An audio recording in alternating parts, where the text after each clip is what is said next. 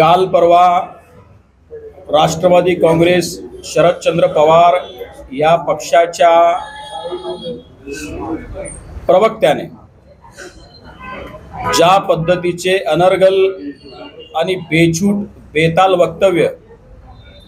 आमचे आदरणीय नेते माननीय अमितभाई शहा यांच्या विरुद्ध केलेले आहेत, त्याचा अत्यंत कठोर आणि कणखर शब्दात निषेध नोंदवताना मी हे आपल्या निदर्शनास आणून देऊ इच्छितो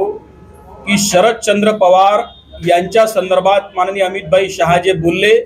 की मागच्या 50 वर्षापेक्षा जास्त कालावधीत महाराष्ट्रानं हे शरदचंद्र पवार नावाचं ओझं वाहिलेलं आहे, त्याच्या पलीकडे मी जाऊन असं म्हणेन की होय, हे निवड ओझं वाहिलेलं नाही तर शरद पवार हे महाराष्ट्राच्या 12 करोड जनतेवर लागलेला ते कलंक आहे। तुम्ही 1990 ते 93 पासूनचा कार्यकाळ पाहिला तर तत्कालीन बीएमसीचे डेप्टी कमिशनर असलेले गोरा खैरनार यांनी त्यांच्यावर आरोप केले, अत्यंत सेन्सेशनल चार्जेस त्यांच्या विरुद्ध लावलेत की शरद पवारांचा दाऊद इब्राहिम यांच्यासोबत संबंध आहे। आणि एवढंच नाही तर महाराष्ट्राचे तत्कालीन डीजीपी उल्हास जोशी यांनी बॉम्बे हायकोर्टामध्ये तशा पद्धतीचं शपथपत्र देखील दाखल केलं की शरद पवारांचे दाऊद इब्राहिम असतील,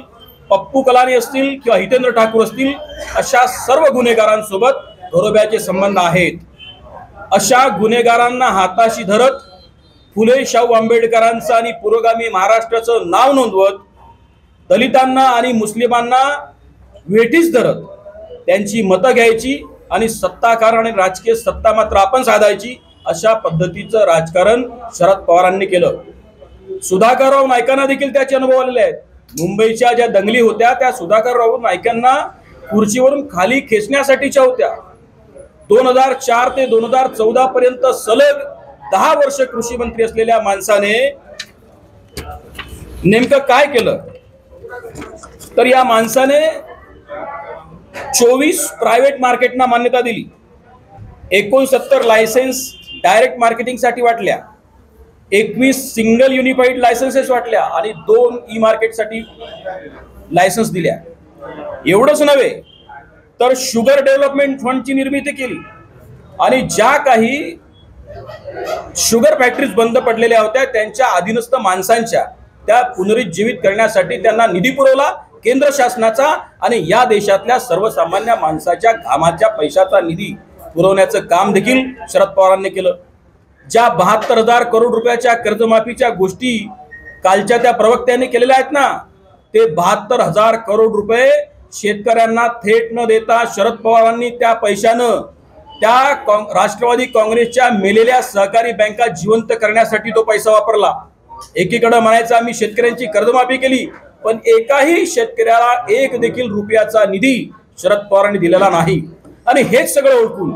सन 2014 मध्ये याच महाराष्ट्रातल्या 12 करोड जनतेनं देवेंद्रजी फडणवीस यांच्या नेतृत्वावर विश्वास ठेवत भारतीय जनता पक्षाचं महाराष्ट्रातलं सरकार स्थानापन्न केलं। आज हे महाराष्ट्रातल्या 12 करोड जनतेला कळलेलं आहे आणि त्यामुळं अमितभाई शहा असं म्हणाले त्या वाक्याची मी पुनरावृत्ती करताना की होय, महाराष्ट्रातल्या 12 करोड जनतेनं शरद पवार नावाचं ओझं वाहिलेलं आहे, त्या पलीकडे मी जाऊन असं म्हणेन की होय, शरद पवार हे महाराष्ट्रातल्या 12 करोड जनतेवर लागलेला कलंक आहे, कारण त्यांनी